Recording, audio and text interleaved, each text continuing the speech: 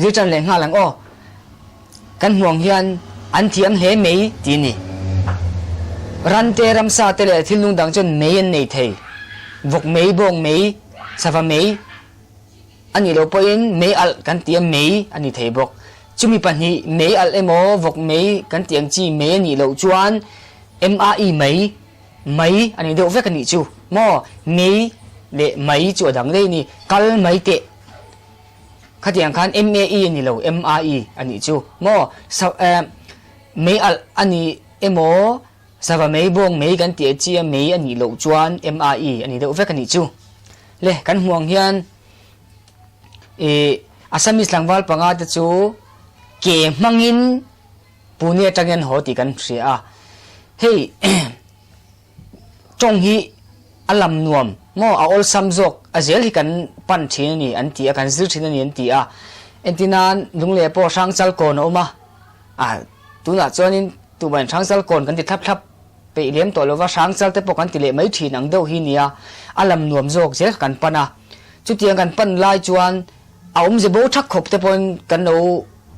sei ve thin ni entinan hei khowang chin chia lo om ta ni adum te khamo khowang chin chia te hi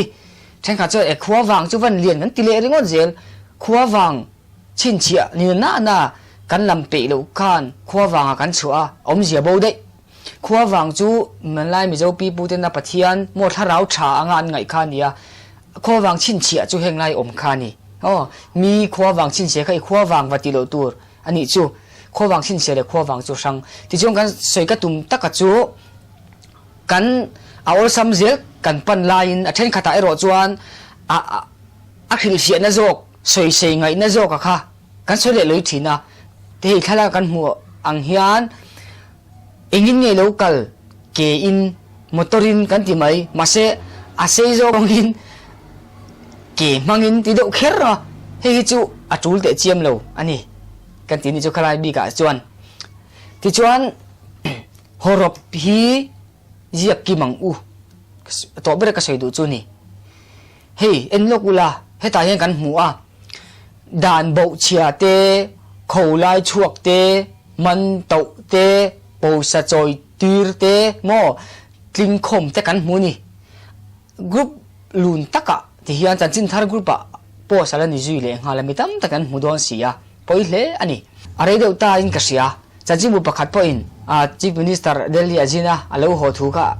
thu puyan manga chief minister lo ho ta ho ho aya ho ho ron manga kan chief minister chu ho ta zo vek ngai thei dei mai ni soi ka tum ber chu ka du ber chu horo phi ziak ki mang u ti ni nutling patling pui pui in ti no panan emoni tun lai khau vel chu ti ang reng i chelo lutuk ti ang reng mai kan ziak ki chu apoi ni thian in kara ani emo hei man mo chang te pon alo ni mai thei kan lo ziak toi do ni emo apoi lo ngai la ke poin kala ching zo zo man mo thil thuan emo hei mani thian tha tak tak không ai han ti mai ang ti man mo thil thua chonin horop ka kala ziak kim lo fo thawa chu ti ang ni lo mi tin in chiar an chiar turang chia chuan ziak ki mang u tu da chuan kan za na keng tel ni ti sia ila mo kan chong hi du da do win ching chi vet ko lo wang wo phela har zia zom tu le zom lo tu ka hello te kan o ti mai ange hei soi ka du Mizo Literature Committee te Mizoram Board of School Education ina zia zom tu anti kha then ka grammarian then ka ten azom lo turani tan zir chiang le ati khan thula boi noi mai ni ti chon chu MLC ngei po in bukhat nan chuana zia zom turan ti kha abun hina ma chuan mo budang la abudanga chuan azia san le turon ti le adik ber om lo ka ti ni lova adik ber chu om amaro chu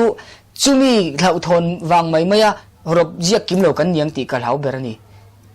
iziak kim phot ro zom le zom lo tu ta ka chu langai tu su ziak kim ro nutling patling than kim to engkim thang toina